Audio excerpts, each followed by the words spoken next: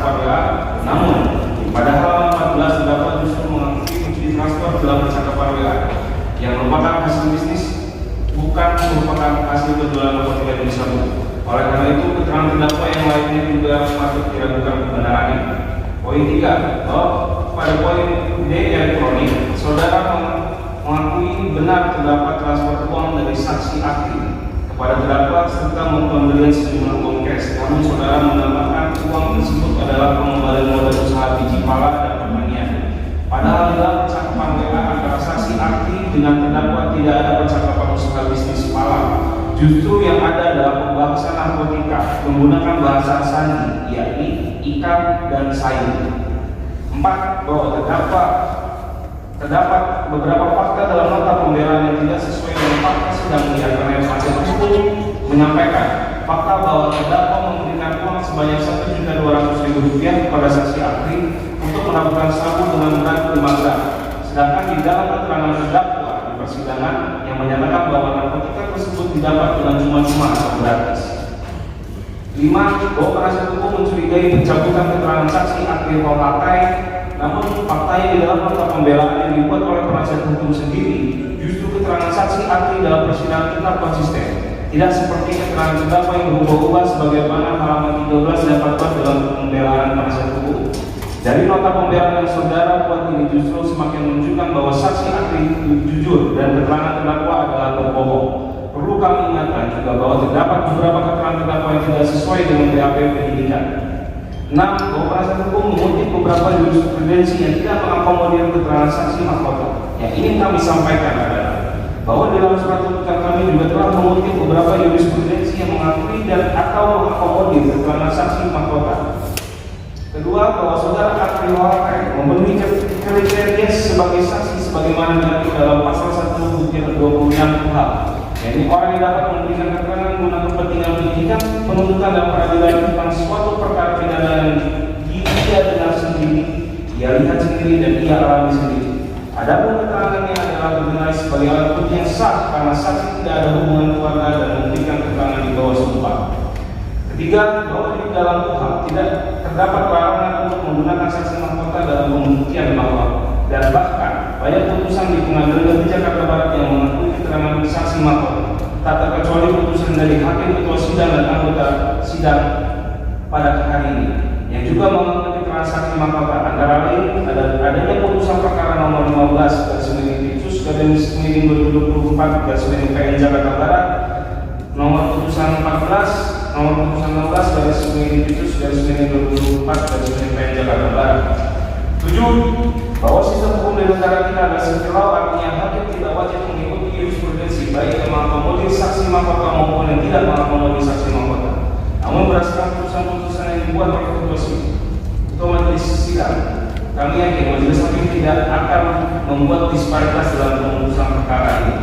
Kedelapan, bahwa pada pembelaan halaman 21 pembelaan penasihat hukum berpendapat hakim dapat menjatuhkan pidana di bawah ancaman minimum pada pasal 114 Undang-Undang Narkotika apabila jumlah barang sitaan narkotika jenis sabu maksimal seberat 1 gram sebagaimana dalam Seman nomor 3 tahun 2023 dan Seman nomor 4 tahun 2010. Kami sependapat dengan hal tersebut. Ke-10, kami sependapat bahwa setiap korban atau penyalahgunaan narkotika wajib direhabilitasi baik melalui proses hukum maupun atas kesadaran sendiri seorang pecandu narkotika sebagaimana diatur dalam bab 9 bagian 2 pasal 54 sampai dengan pasal 59 Undang-Undang Narkotika. Contoh, peraturan pemerintah nomor 25 tahun 2011 tentang pelaksanaan wajib lapor pecandu narkotika. Bahwa penasihat hukum menganggap sangat perlu dilakukan rehabilitasi medis maupun sosial terhadap terdakwa. Atas sebelum tertangkap, terdakwa tidak dengan sukarela atau dengan itikat baik melakukan diri ke lembaga rehabilitasi sebagaimana diuraikan di atas, hingga pada saat ini terdakwa menghadapi proses hukum. Bahwa terdapat kriteria untuk dapat dilakukan rehabilitasi bagi pecandu narkotika melalui penegakan hukum, di mana terdakwa tidak memenuhi kriteria tersebut, yakni beratnya atau barang sitaan narkotika jenis sabu seluruhnya 2,511 gram. Sebagaimana diatur telah melebihi dalam aturan SEMA nomor 4 tahun 2010 maupun peraturan jaksa agung nomor 29 tahun 2015. Selain itu telah ditemukan fakta hukum bahwa terdakwa adalah seorang pecandu yang merangkap sebagai pemberi modal dalam bisnis narkotika, bahwa peraturan jaksa agung RI nomor 29 tahun 2015 telah diundangkan dalam Undang Negara Republik Indonesia dan surat edaran nomor 4 tahun 2010 ditandatangani oleh Ketua Mahkamah Agung serta ditumuskan kepada Jaksa Agung Republik Indonesia. Oleh karena itu, kami berpendapat kita semua harus mentaati kedua regulasi tersebut. 11. Bahwa negara tetap menjalin rehabilitasi terhadap terdakwa, namun bukan melalui mekanisme putusan ataupun penetapan hakim, melainkan dapat dilakukan asesmen serta rehabilitasi melalui wewenang Ditjen Permasyarakatan Kemenkumham berdasarkan ketentuan pasal 5 ayat 1 peraturan bersama Ketua Mahkamah Agung, Menkumham, Menteri Kesehatan, Jaksa Agung, Kapolri, dan Kepala BNN Republik Indonesia tentang penanganan pecandu narkotika dan korban penyalahgunaan narkotika ke dalam lembaga rehabilitasi dan Peraturan Menteri Hukum dan HAM nomor 12 tahun 2017 tentang penyelenggaraan layanan rehabilitasi narkotika bagi tahanan dan warga binaan permasyarakatan. 12. Besar harapan kami bahwa tujuan kita di sini adalah sama, yakni bukan untuk melanggar ketentuan, namun justru menjunjung tinggi kepastian hukum atau regulasi guna menjamin keadilan dan kemanfaatan dalam penegakan hukum. Poin B, tanggapan penuntut umum terhadap kesimpulan pembelaan yang kami telah dibacakan. Berdasarkan uraian tersebut di atas, kami penuntut umum meminta kepada Majelis Hakim Pengadilan Negeri Jakarta Barat yang memeriksa dan mengadili perkara ini agar menolak seluruh dalil dari permohonan tim penasihat hukum terdakwa dan menjatuhkan putusan terhadap terdakwa sesuai dengan surat tuntutan kami, yaitu 1. Menyatakan terdakwa Muhammad Amar Akbar alias Ahmad Zoni melakukan tindak pidana terhadap permohonan hukum, menawarkan untuk menjual, menjadi perantara dalam jual beli narkotika golongan 1 sebagaimana diatur dan diancam pidana dalam pasal 114 ayat 1 Undang-Undang RI nomor 35 tahun 2009 tentang narkotika. Sebagaimana dakwaan alternatif pertama, 2. Menjatuhkan pidana terhadap terdakwa Muhammad Amar Akbar alias Ahmad Zoni berupa pidana penjara selama 12 tahun dengan dikurangkan seluruhnya dengan masa penahanan yang telah dijalaninya, dengan perintah terdakwa tetap ditahan dan membayar pidana denda sebesar 2 miliar subsidi 6 bulan penjara. Menetapkan barang bukti berupa 4 bungkus klip masing-masing berisi 1 bungkus klip berisikan kristal warna putih dengan berat neto seluruhnya 2,5911 gram, 1 bungkus plastik klip berisikan daun-daun kering dengan berat neto 0,5842 gram, 1 buah cangkong mengonsumsi narkotika jenis sabu, 1 buah peks papir untuk mengkonsumsi ganja dirampas untuk dimusnahkan, 1 unit handphone Samsung dirampas untuk negara, dan menghukum terdakwa Muhammad Amar Akbar alias Ahmad Zoni membayar biaya perkara Rp5.000. Demikian jawaban penuntut umum kami bacakan diserahkan dalam sidang hari ini Selasa tanggal 30 Juni 2024. Selamat kami penuntut umum. Teman-teman. Ya. Tak dulu. Udah sini aja Bang. Sini aja Bang. Bang. Udah? Bang, terkait hari ini JPU menolak atas seperti apa Bang? Ya harus dipahami lah. Kan pasti JPU nolak lah. Kalau diiyakan semua ya berarti Amar bebas. Itu kan tugasnya JPU menuntut. Tugas pembicara melakukan pembelaan, tapi tetap koridor hukum kan gitu. Ya kalau dia menolak ya nanti kan kita ada hak juga untuk nama duplik. Kan ngereplik jaksa tentang pledoi kita. Jadi dia tanggapi di situ dia bantah kan gitu. Nanti juga kita dikasih kesempatan 1 minggu itu untuk mengajukan duplik. Nah, duplik itulah nanti ya juga akan kita tanggapi penolakan jaksa itu dengan alat bukti juga dan dasar hukumnya. Bang, terkait dengan bahasa singkatan dari ikan dan sayur yang tadi JPU katakan bahwa kebenaran itu bukan bisnis pala, kalau tidak korban kita pada Ya, kalau Sandi ini yang tahu yang punya itu kan Sandi itu kan cuma intelijen. Kalau orang sipil enggak itu sandi itu. Karena yang pakai sandi itu kan intelijen. Tapi kan dikatakan sama JPU kan Amar sama aku sendiri menggunakan sandi kayak gitu.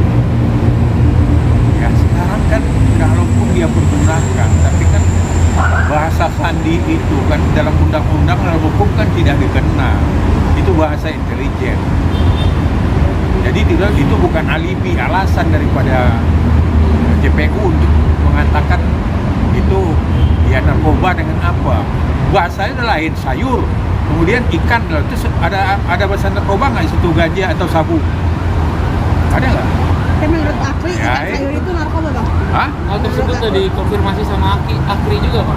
Ya Akri kan saksi fakta. Udah jelas Akri ini kan gini, dia pelaku utama, dia mau melepas diri, melepaskan perbuatan dia ini, dia ke Amar. Kita harus paham lah itu. Katanya sudah ada bagi hasil bang 22 juta. Ya itu kan menurut jaksa, bagi hasil. Sekarang dia modal 50 juta, sekarang baliknya apa? 22 juta. Terus ada untung nggak itu? Coba. Jadi harus dipahami juga. Ya logika lah, sekarang saya kasih ini 50 juta, sekarang balik 22 juta. Terus itu udah ada keuntungan katanya. Coba. Dari pihak JPU sendiri kan terkait hal yang barusan ini bukan masalah ada hukum atau nggak ada tidak, keburu ketangkep nih kata pihak JPU tadi. Ya sekarang keburu ditangkap kan namanya apa? Iya kita kan bicara fakta aja. Faktanya dalam persidangan ada buktinya pengembalian modal Amar itu 20 juta. Nah dikatakan bahwa dia menikmati untung. Lucu dong. Dalam bisnis tiba-tiba belum ada kembali modal, terus modal yang dikembali itu untung. Ya inilah yang kita tengok, kita nilai itu fakta yang diungkap jaksa itu ya error lah menurut kami kan gitu. Tapi bang artinya benar ada bisnis yang dijalankan Amar. Ya kan sesuai dengan kita kan bisnisnya ada, tapi kan bisnis menurut dia kan ya kebun pala di kampungnya itu kan sesuai dengan waktu kita pledoi itu. Kalau kaitan dengan ikan dan sayur sendiri bang, kalau kebun pala ikan dan sayur Ya nggak tahu lah, ya itu sandi kan. Sandi itu ditanya ke orang yang memberikan sandi. Karena saya kan menengok, ya sandi itu sebenarnya tidak bisa dikatakan sebagai alat bukti. Karena itu kan bahasa intelijen, yang punya sandi-sandi itu kan bahasa intelijen. Bang, mungkin tadi Amar di persidangan terlihat lebih kurus dan mungkin cukur jenggot nih bang, lebih fresh mungkin seperti apa dia udah siap untuk menghadapi nanti putusan minggu-minggu ke depannya bang? Ya mungkin dia makin rapi, mungkin dia kritikan dari wartawan juga supaya dia rapi karena dia artis.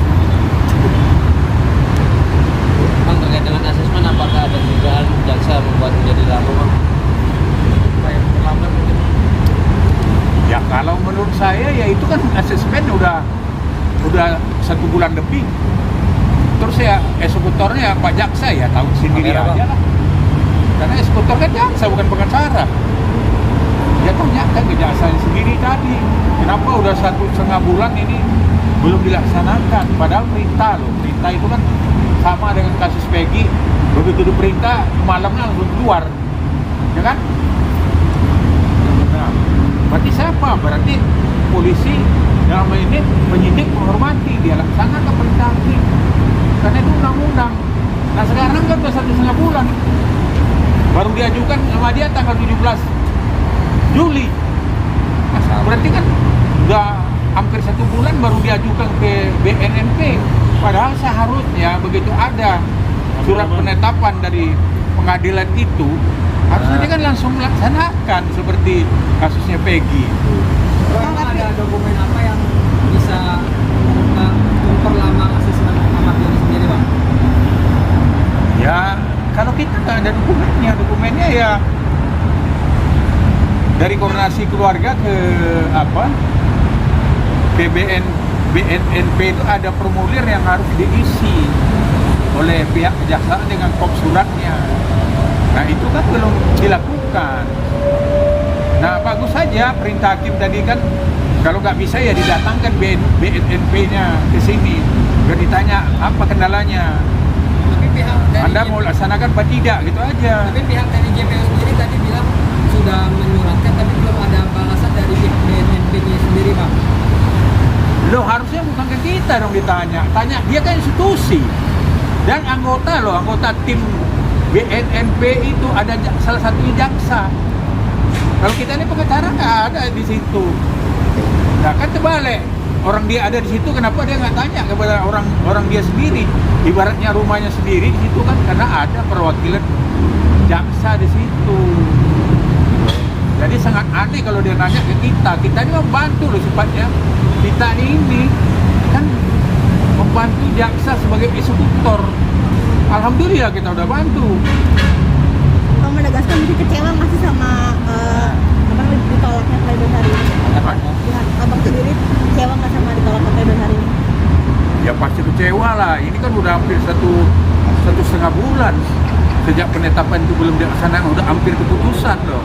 Padahal ini kan sangat dibutuhkan oleh Amar karena nanti asesmen itu akan menilai tentang psikiaternya, apa syaratnya ini suhu saat sampai di mana, kemudian ya psikolognya sampai di mana, dan kemudian ada juga aturan-aturan yang ya tentang keterlibatan jaringan narkoba itu sampai di mana. Ini kan lengkap nanti jawabannya dari BNNP atau BNN pusat.